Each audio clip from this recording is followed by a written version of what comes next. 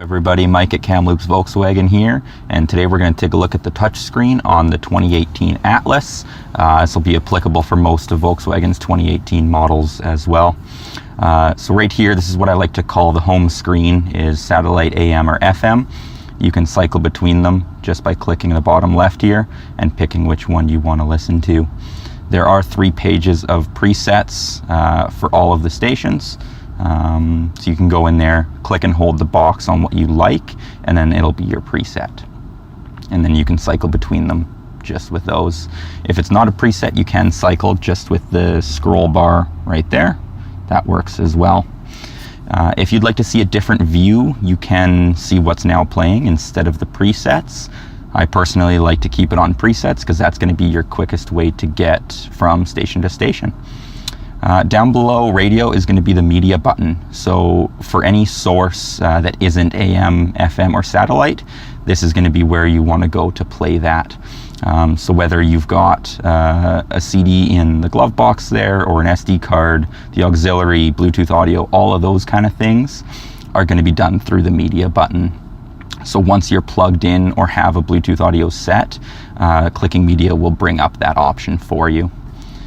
The button beneath that is going to be phone. We're going to do a separate video for that, for phone pairing and showing the contacts, that kind of thing.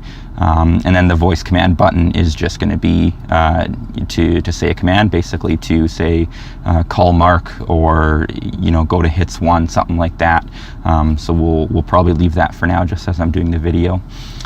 The top right is going to be the nav button. So we are in an exec line Atlas right now. So obviously if you're like in a Trendline 18 Golf or something, you're not going to have nav. But for those of you that do have nav, this is going to be a quick tutorial on how to use it. You can click new destination down at the bottom. This is kind of just a little setup wizard there. So we can close that, and then basically just enter the destination that you want to go to. Really simple, just like doing it on your phone or the computer. You enter it and then click go, and then it'll go there. You do also have my destinations. If it's your destination, you probably know how to get there, so I can't imagine many people are going to use that. Points of interest is kind of neat. If you're out of town and got to find a gas station, you can go into there without going onto your phone. View, you can see a 2D or 3D display. You can go and see different traffic information, that kind of thing. And then this next button over, you're not going to be able to see it in the video, but with the digital cockpit that we have in this exec line, you can send the map view over to the gauge cluster in front of the steering wheel. So personally, I like to keep it on the bigger touch screen. That's just what I'm used to, so I leave it there. You can only see it on one at a time. You can't see it on both. So it's kind of just user preference, whatever you like. The button beneath that is going to be App Connect. So that's going to be Android Auto or Apple CarPlay. If you have an iPhone, it's just plug and play.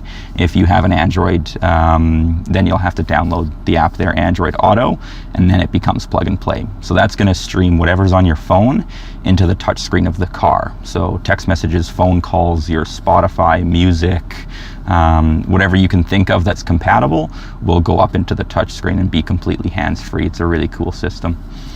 Down beneath that is the car menu. So right now we're looking at some fuel mileages. Obviously it doesn't show as very good mileage for extended period because we've only driven an average of 12 kilometers an hour. Going around the lot like this, you don't tend to drive them very fast. So you can see extended period, since refuel, and since start. You can see the fuel mileages there. Down beneath that selection, you can see an off-road information, which is kind of neat. You can see the degree of angle on your steering wheel. So if I turn the wheel to the left and right, you see kind of what it's actually doing, which a lot of people aren't going to care about or use, but it is neat to have. You can see elevation, compass, oil temperature, coolant temp, all those kind of things. Beneath that, energy consumers, to see how much fuel we're wasting just sitting here letting it idle. Driving data, which we just saw. And then you can actually see on a scale out of 100 how good you've been doing for fuel mileage, which we've got there, 96 out of 100. Obviously we're just stationary, so it's not really picking up much.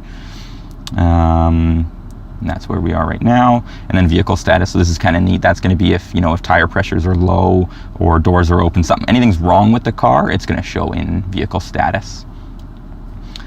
Down in settings, this is going to be, you know, all your settings of the car. So if you switch over tires or go to refill them, tires and then set is going to be how you change your TPMS settings.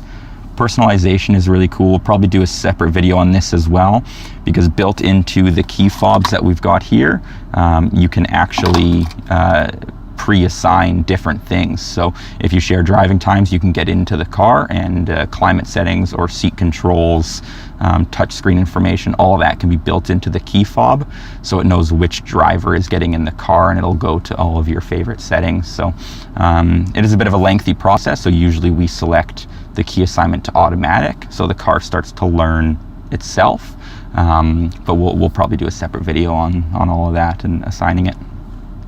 Lights, assistance systems, parking and maneuvering, ambient lighting is kind of neat. You can change where you like to see the lighting and how much.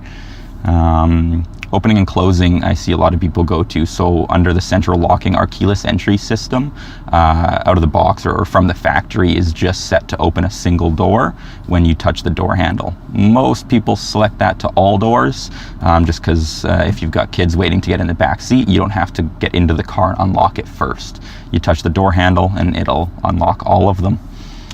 So that's under opening and closing.